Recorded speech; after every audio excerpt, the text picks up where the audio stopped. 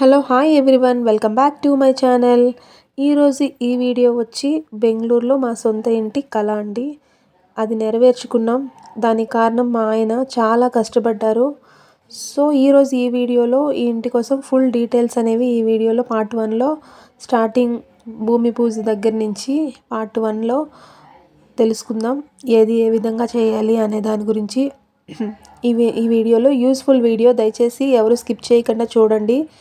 So step by step, ఎందుకంటే బెంగళూరులో ఒక ఇల్లు తీసుకోవాలి లేదా ఒక సైట్ కొనాలి లేదంటే కట్టిండే ఇల్లు తీసుకోవాలంటే కొన్ని జాగ్రత్తలు తప్పనిసరిగా తీసుకోవాల్సిందే అండి. వాస్తుపరంగా కావచ్చు, ఏ విధంగా అయినా సరే. చూడండి, అక్కడ నీళ్ళు తడుతూ ఉన్నారు కదా, ఆయనే మా ఇంటి మేస్త్రి అండి. స్టార్టింగ్ నుంచి ఆయనకి కంప్లీట్గా స్టార్టింగ్ నుంచి అంతా మెటీరియల్ అంతా వాళ్ళదే, ఏకంగా వాళ్ళకి అప్పచెప్పేసాము. మన చేతికి కీస్ హ్యాండ్ ఓవర్ ఇచ్చినంత వరకు కూడా వాయిందే బాధ్యత. కానీ పని కూడా చాలా ఫాస్ట్గా చేస్తున్నారు, చాలా బాగా చేస్తున్నారు. కానీ ఆయన బెంగళూరులోనే కాదండి, టోటల్ కర్ణాటకలోని, ఆంధ్రాలోని, ఎక్కడైనా సరే, తమిళనాడులోని కూడా ఎక్కడైనా సరే ఆయన వచ్చి చేస్తారంట. నా వీడియోస్ చూస్తూ ఉండండి. మీకు కనుక ఇల్లు ఫినిష్ అయినాక నచ్చితే కనుక డెఫినెట్గా కామెంట్ సెక్షన్లో పెట్టండి, డీటెయిల్స్ ఇస్తాం మీకు. ఇంకా చెప్పాలంటే ఈ ఇంటి గురించి, బెంగళూరులోనే సొంతం ఇల్లు కావాలి అని మా ఆయన పట్టు వదలని విక్రమార్కుడిలాగా చాలా సైట్లు అయితే వెతికాడు. ఆ భాగంగానే మాకు ఈ సైట్ అనేది కొనడం జరిగింది.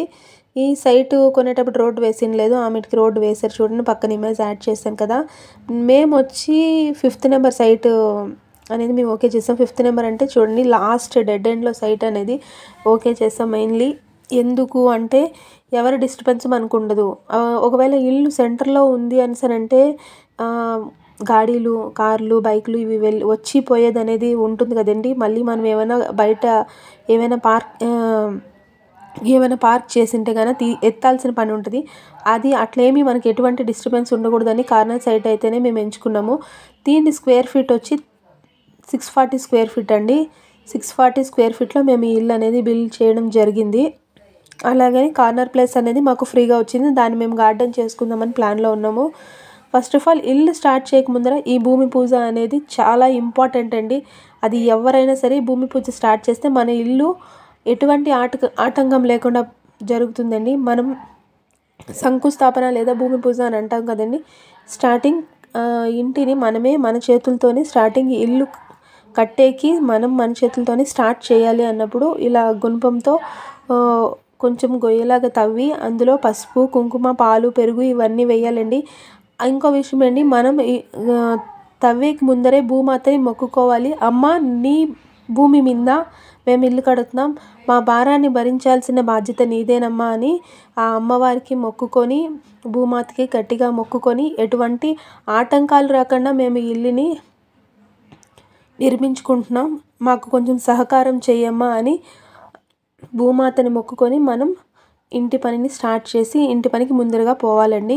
ఇక్కడ ఇంటి పని కోసం అనేసి వాడే టూల్స్ ఉంటాయి కదండి, సిమెంట్ పనికి వాడే టూల్స్ అన్నీ కూడా పెట్టి మనం భూమి పూజ రోజు పూజ చేయాలి. ఒక 5 ఇటుకల్ని నిలువుగా పెట్టి వాటికి పసుపు, కుంకుమ అన్నీ రాసి పువ్వులు వేసి హారతిచ్చి బాగా పూజ చేసుకోవాలండి. లాస్ట్లో టెంకాయతో హారతిచ్చి ఆ టెంకాయతో కొట్టేసేయాలండి. టెంకాయతో దిష్టి తీసేయాలండి లాస్ట్లోని. సో ఈ విధంగా మా భూమి పూజ అయితే ఆ రోజు జరిగింది. తర్వాత ఏమంటే భూమి పూజ అయిపోయిన నెక్స్ట్ డేనే వెంటనే స్టార్ట్ చేస్తారండి. వీటన్నిటికంటే ముందే మేము ప్లాన్ అనేది ఇంజనీర్ దగ్గర తీసుకున్నామండి. దానికి కూడా కొంత అమౌంట్ అని ఉంటుంది. ప్లాన్ అనేది 20/32 640లో ఎలా బిల్డ్ చేయాలనే ప్లాన్ అయితే మాత్రం మేము ఇంజనీర్ దగ్గర తీసుకోవడం జరిగింది. ఇక్కడ మెయిన్లీ సైట్ వచ్చి నార్త్ ఫేసింగ్లో ఉందండి, అంటే ఉత్తరం వాకిలి పక్క ఉంది. కానీ మాకు సెట్ అయ్యేది తూర్పు వాకిలి, ఈస్ట్ ఫేస్. అందుకని చెప్పి ఈస్ట్ ఫేస్ సైడ్ మేము పెట్టుకున్నామండి. చూడండి, స్టార్టింగ్ మార్కింగ్ అంతా అయినాక తవ్వేసి సంప్ అనేది ఇక్కడ కట్టడం అనేది జరుగుతూ ఉందండి. ఫస్ట్ సంపు, అన్నిటికి పిల్లర్స్ ఎక్కడెక్కడ ఏమేమి వస్తాయనేది అన్ని డీటెయిల్స్ కూడా ఇంజనీర్ మనకు ప్లాన్ ఇస్తారండి. ఆ ప్లాన్ ప్రకారమే వెళ్ళాలి. మనం ప్లాన్ లేకుండా ఇల్లు అనేది కట్టడం ఎప్పుడు చేయకూడదు ఒకరు నమ్ముకొని. చూడండి, ఇక్కడైతే సంప్ అయితే కంప్లీట్గా కట్టేశారు.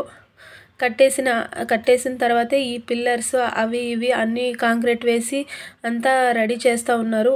మెయిన్ బేస్మెంట్ అనేది గట్టిగా ఉండాలి కాబట్టి బేస్మెంట్ని బాగా రెడీ చేసుకోవాలండి. చూడండి చుట్లారా కట్టేశారు బెల్ట్ అనేది బేస్మెంట్ కోసం. ఇందులో ఇసుక అనేది అంతా మట్టితో నింపుతున్నారండి, అంతా కూడా ఫ్లాట్ చేసేకి. సో ఇక్కడ చూడండి ఈ విధంగా ఉంది కదా. ఇదంతా అయినాక ఈ ప్రాసెస్ సంపు అంతా రెడీ చేసేస్తారు. చూడండి కనిపిస్తుంది కదా మీకు ఇమేజ్లో, ఒక చిన్న హోల్లా కనిపిస్తుంది కదా, అదే సంపు. అది వచ్చి 11,000 లీటర్ల నీళ్ళు వరకు మనం స్టోర్ చేసుకోవచ్చు అందులో.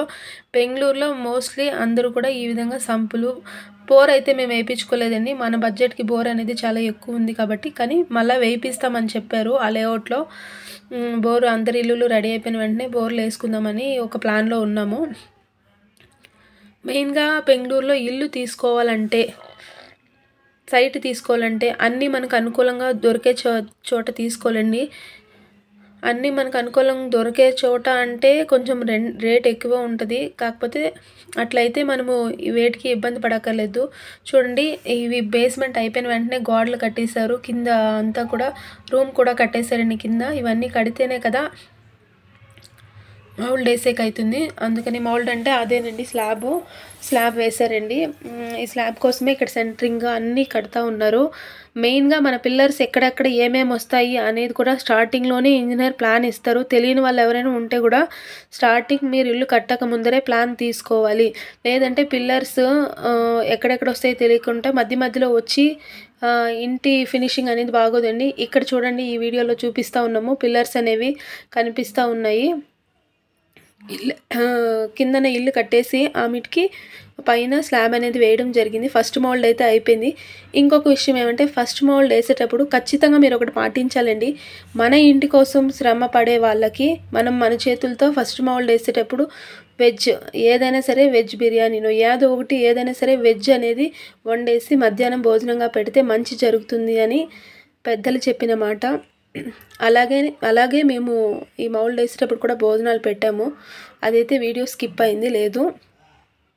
ఇక్కడ వచ్చేసరికి ద్వార పూజ 2 మౌల్డ్లు అయిపోయండి. మనం ద్వారబంధం పెట్టేటప్పుడు ద్వారలక్ష్మీదేవికి మనం పూజ చేసుకోవాలండి. అది మన ఇంటికి చాలా మంచిది. ద్వారబంధం పెట్టి ఇంటి లోపలికి దీపం పట్టుకొని వెళ్ళాలి. అక్కడ తమిళ్ మేస్త్రి అండి, తమిళ్ వాళ్ళు, అందుకే వాళ్ళు చెప్పినట్టుగా మేము ఫాలో అయ్యాము. ఆ దీపాన్ని ఎత్తుకోపోయి కిచెన్లో పెట్టమని చెప్పారండి మాకు. దీపము నీళ్లు 2 ఎత్తుకోపోయి మీరు ఎక్కడైతే వంట చేస్తారో అక్కడ పెట్టమన్నారో అక్కడ పెట్టేశాము. చూడండి ఈ విధంగా ఇంటిని అయితే మాత్రం ఫస్ట్ పార్ట్లో చూపించడం జరిగింది. కానీ ఆల్రెడీ సెకండ్ పార్ట్లో నెక్స్ట్ వీడియోలో వస్తుందండి.